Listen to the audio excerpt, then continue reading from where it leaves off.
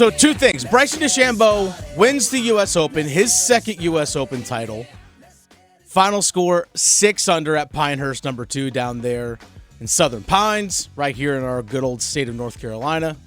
It's awesome having that just take place right here in our home state. It was kind of cool knowing that, like, man, like this is happening. Like from where we're based here in Raleigh, North Carolina is where we are based. And just knowing that all that is taking place just, not even an hour and 15 minutes, hour and 20 minutes south of where we're currently sitting right now, Victoria. Right. So when you see everyone sweat, you know how they feel. Exactly. I'm like, I know exactly what they're going through. That heat is our heat. It looks hot out there. You know why? Because it's hot out there. Uh-huh. Yep. More on that later. Yeah. But as I said to start the show, it was just fun. Just to describe the whole thing was just fun. Now, two sides on this. There's the Bryson DeChambeau winning side, and then there's the runner-up of Rory McIlroy. But first, let's talk about the winner. Bryson DeChambeau, his second U.S. Open. He even talked about how it felt to win his second U.S. Open. I'm so happy I got that shot up and down on 18. Oh, man. I didn't want to finish second again. PGA really stung. Xander played magnificent. I wanted to get this one done, especially at such a special place that means so much to me and SMU and my dad, what pain meant to him. 1000th USGA championship. I mean, just stack them on top. That bunker shot was the shot of my life. And I'll forever be thankful that I've got longer wedges. I don't know what to think. It fully hasn't sunk in yet, but I just want everybody to enjoy it as well. We'll get into the bunker shot there on 18th here in just a moment, but that was the shot of the tournament. That was the shot. I memean, that's going to be a highlight that's shown constantly through time when it comes to the U.S. Open. 25 years ago was when we had Payne Stewart hitting the 15-footer, going slightly uphill on the 18th, the exact same spot where Bryson DeChambeau won his second U.S. Open. 25 years ago that took place, and it is forever etched as a moment in Pinehurst history, golf history, just sports history as a whole. That moment, that image of that putt by Stewart and his pose afterwards, the fist pump and his reaction, that moment is forever etched in our minds. You can just see a photo of it and go, I remember that. I know that feeling. Or at least I know what took place. So he talked a little bit about the history, about SMU. Payne Stewart went to SMU. That's the reason why Bryson DeChambeau went there, because what Payne Stewart meant to DeChambeau's dad, and he went to SMU. So that's the connection. That's the connection. So I guess they're ACC legends now, SMU guys. Right, exactly.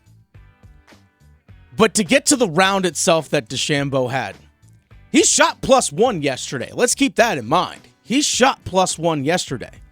He was constantly saving himself throughout the day. Constantly. Off the tee, into the wiregrass, in the sand, and off the fairway all the time. Heck, second hole of the day, he's got a layup for par. He did it on the 8th and was like super pumped that he parred. If I remember correctly, it was the 8th hole, got the crowd all pumped up and going. But then you get to the 18th. He was recovering all day, it felt like. And that's what won it for him, was his ability to recover. 18th hole. Takes his tee shot, pulls it left, right in front of the grandstand on 18th. So he's in the wiregrass and the sand. Blast through that into a bunker. Yeah. And here's the thing. We'll get into Rory McIlroy in a second. He teed off, and as he's walking up the 18th, he hears the moans of Rory McIlroy missing his par putt and bogeys. He's like, oh, I got a chance. Mm-hmm. His words, I got a chance. And actually, this was his mindset, Bryson DeChambeau, coming down the stretch. All I was focused on was myself. Every once in a while, I could hear Rory and the Rory chants and what he was doing, so I knew what he did based on the roars. And that was actually kind of fun because it gave me the knowledge like what I had to do. And I just, every time I got over the ball, I said, just focus. You've done this before. You can do it again. In the back of my mind, my dad pushing me. Payne was on the back of my mind as well, and I wanted to do it for them. So DeChambeau later did go on to say that he heard the moans of the crowd when Rory missed his par putt and bogeyed and went to 5 under. So DeChambeau knew, hey, all I got to do is par. Mm-hmm. Because he said when he stepped up to the tee, I'm going to try and birdie this thing. Because if they're both 6 under, if McIlroy pars the hole, he's at 6 under, DeChambeau's like, if I'm going to win this thing on this hole and not go to a playoff, I got to birdie this thing. That was his intent. But then he pulled the tee shot, second shot into the bunker. And as Andy North, we heard it right there at the top of the show, Andy North of ESPN described the shot. And DeChambeau said, probably best shot of his life. 55 yards out from the sand, from the bunker, puts it within 4 feet. Puts it within 4 feet. That's the recovery that he was doing all day. Yeah. I watched it. It was nuts. Like, it's crazy to see. And that's what the greats do. Mm-hmm. That's honestly for in the heyday when Tiger was at his best. If he hit a bad shot, his ability to recover. Puts it within 4 feet, makes his par putt. And here's the thing. Rory McIlroy, their final, the 18th hole was somewhat identical. Because guess who did this similar thing off the tee shot? Pulled it to the left in front of the grandstand. Rory McIlroy did the same thing. Blast through the wire grass right to the front of the green for his second shot. Third shot, puts it at 4 feet. And he misses his par putt. And that's where we get to the Rory McIlroy side of these things. He played 68 great holes of golf.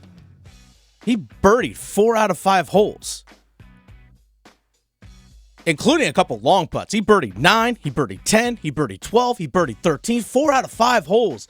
Dude was locked in. Couple long putts for birdie in that stretch as well. And I thought, man, this dude's locked in. There was a moment during the tournament where Rory McIlroy was 7 under, as was DeChambeau. Rory hits a long birdie putt, and DeChambeau misses a short par putt and bogeys.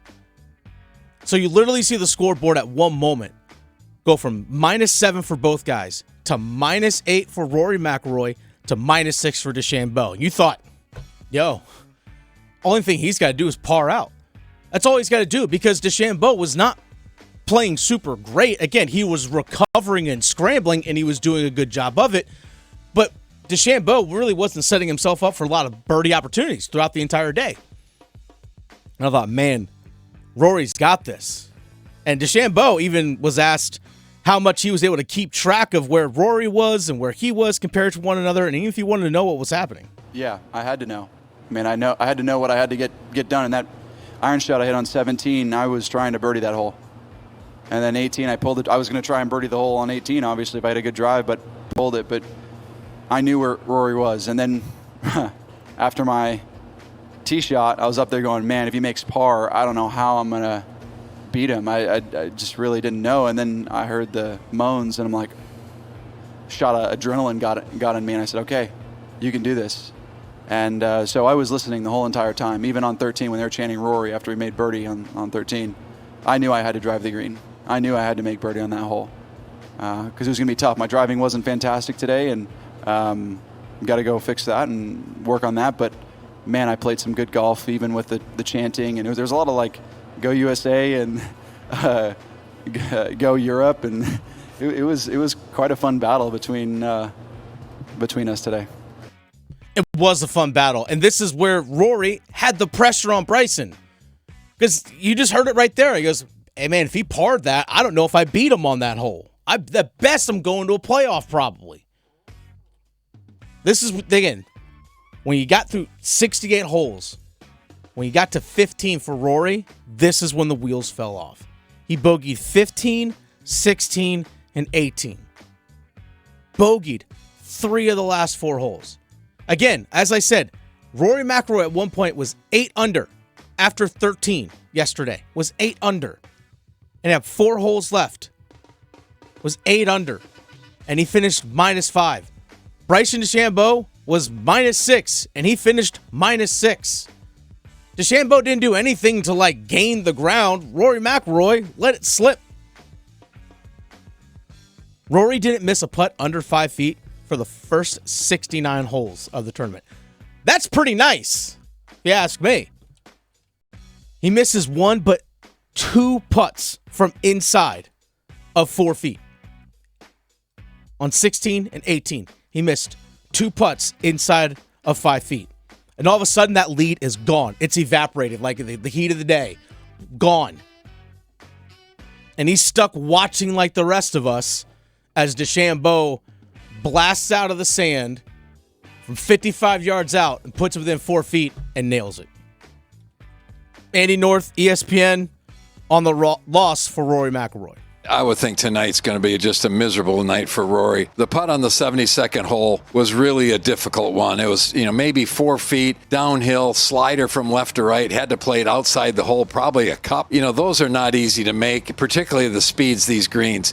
But the one at 16, I think that's the one that he's just beating himself over. And he played 2 beautiful shots and he 3-putt from 20 feet or whatever it was. That just kills you. But, he made so many putts all week long. His short game was beautiful. The pitch that he hit at 18 was a fantastic pitch. He pitched it like that a ton of times during the course of the week. It's just so sad that it comes down and can you make all those 4 or 5 footers? If you can, you got a chance to win the Open. If you don't, you're not going to. And that was the case today.